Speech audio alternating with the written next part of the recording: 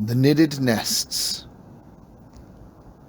Tickleberry was wandering through her favorite part of Watermead Woods, which was always flourishing with delicate pink dogrose blossoms and lemon-peppered elderflowers in early summer.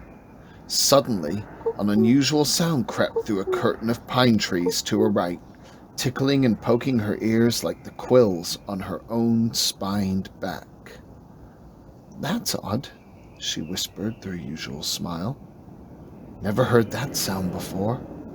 It's like bird song, except silly, like fairies playing noisy tricks." The mysterious singer crooned away a few moments more, then stopped abruptly. The young hedgehog smiled and went back to gathering snails and wild mushrooms in her little white basket. The basket was lined with a bright yellow fabric covered in red polka dots, which she'd cut from the drapes while her mother slept that very morning. Her mother always moaned that she hated those drapes anyway. Now she would have a lovely hedgehog head-sized hole to look out the window through instead. A win for all.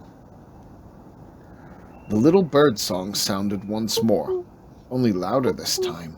A tiny but distinct voice of urgency amidst a backdrop of so many other songs. Whenever her friend August, the blackbird, piped up, the strange little call would be drowned out momentarily at the striking, high-pitched whistle at the end of his song. He was off somewhere else in the woods, but not too distant. Tickleberry normally enjoyed listening to him sing, but he was so loud and imposing that it broke her concentration as she listened out for the strange new noise. She tried to get back to sniffing at the moss and old rotten logs where she usually found the plumpest snails and woodlice. But again, the little song returned, louder still.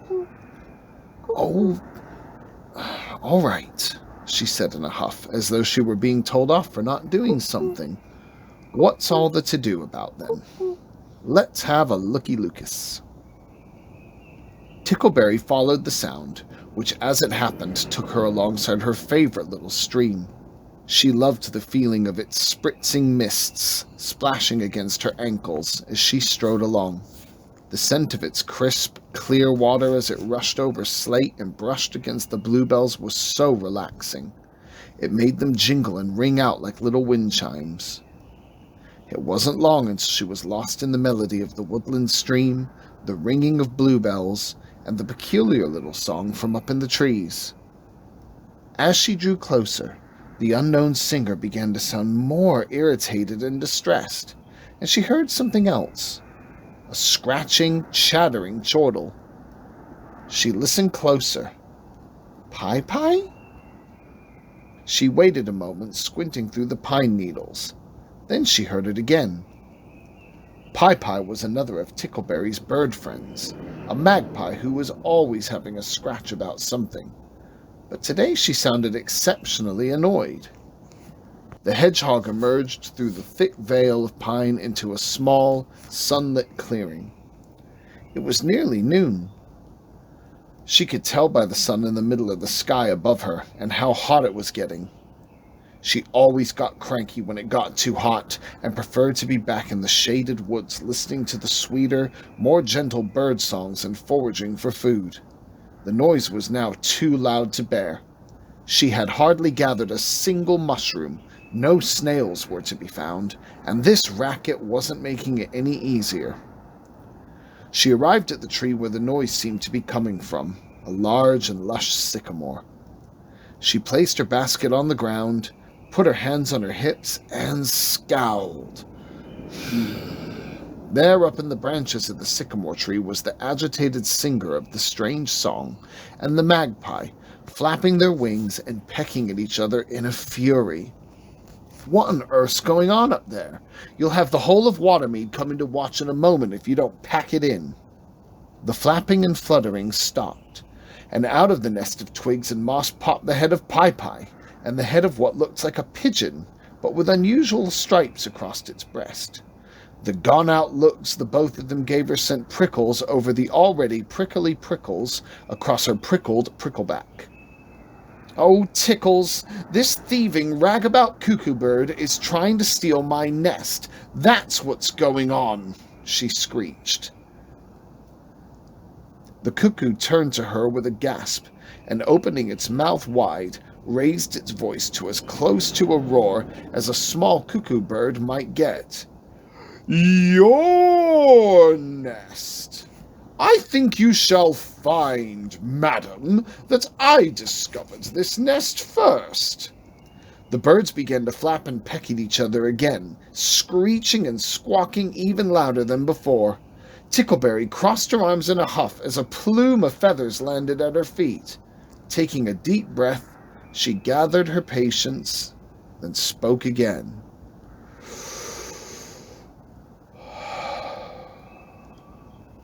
Excuse me.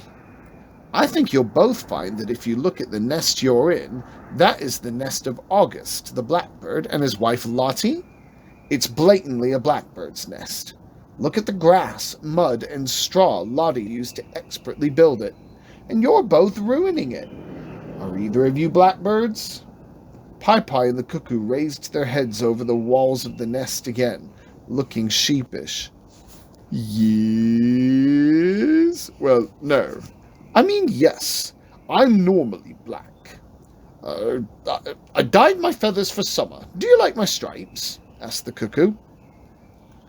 Tickleberry raised her eyebrows. The cuckoo scratched his head. Oh, fine. I came here from Swithland Woods looking for somewhere for my wife to lay her eggs since all the other nests have been taken up. My name's Leroy Crackers. I'm not actually a blackbird. Tickleberry smiled and gave him a wink. You could have fooled me if you kept going. Pie hopped out of the nest and fluttered down to her, pecking at the ground nonchalantly. It doesn't change the fact that I found that nest first. Magpies need a place to lay too, you know. The hedgehog regarded her with a grin. Pie, have you ever thought about just building your own? The magpie preened her feathers with a scoff. The very idea. Certainly not. No way. The hedgehog sighed. You two wait here, please. Without any more fighting and quarreling, I've got a solution for this. She shuffled back into the woods, rustling about the bushes and sticky weeds as she went. She gathered twigs from the ground, reeds from some willow trees, and some bits of hay dropped by someone who she assumed was taking it for their gardening at the allotments the other side of the woods. She took all her materials and set to work immediately. The two birds hopped around, marveling at the speed and determination at which the hedgehog worked, with her tongue pressed between her lips in pure concentration as she whittled away. They beamed in delight. You're amazing! What craftsmanship! When she finished, she was panting with thirst and took to the stream for a long drink. There we are, then. One nest for each of you. Pie, I added a few shiny bits of tinsel I just happened to have tucked into my apron. Tickleberry had a very crafty apron full of sewing needles, tinsel, pipe cleaners, bits and bobs, and thingamajiggers for any crafting delights that might come to mind. For you, Leroy, a lovely box inside for storing your hairy caterpillars. Cuckoos do love to eat hairy caterpillars, after all. Oh, marvelous, he said in delight.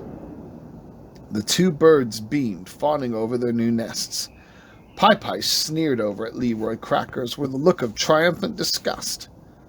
Good, now I won't have to do with the likes of you anymore. Tickleberry wrinkled her nose.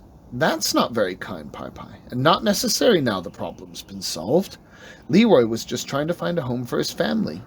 Neither of you could be bothered to build your own nests and tried to take Lottie and August's instead. It's not very fair. Besides, you're going to need help getting your new nest up into the tree, and hedgehogs don't climb trees. As she said this, she flashed them both a mischievous grin, using all her teeth. Yee. The magpie and the cuckoo regarded each other a moment before looking up into the branches of the sycamore tree. Leroy chuckled. Shall we call a truce, my dear? It seems a spot of no grumbling teamwork is indeed in order. Pai shrugged. Fine with me. That's exactly what I've been saying all along. Each bird grabbed a side of the magpie's new nest first. Flapping their wings with all their strength, they raised it into the air and placed her shiny new nest between some strong and sturdy branches on the west side of the tree. Returning to Leroy's nest, they did the same, fixating on the east side of the tree, just a little further up. So perhaps they wouldn't have to do with each other too much.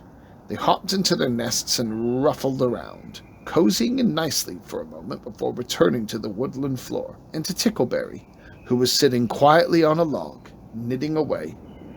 Thank you so much, Tickleberry. I feel so foolish, said Pai.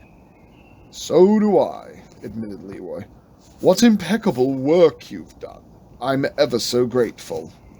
Tickleberry smiled at them both for a moment, then lifted her leg and let out the rumbliest, grumbliest, pant-splitting fart she had done in a very long time. The two birds erupted into fits of laughter. Oh, hold on a moment. I have a squeaker to share, said Pai as she rolled onto her back out and let a of a trump. The hedgehog and the cuckoo howled in laughter, with Tickleberry falling off the log and rolling into a ball. A moment later, Leroy raised a feather and declared, I'm so happy I could dance. He then put his wings to his hips and began kicking his legs out in sort of a Russian waltz. Each time he kicked a leg out, he parked.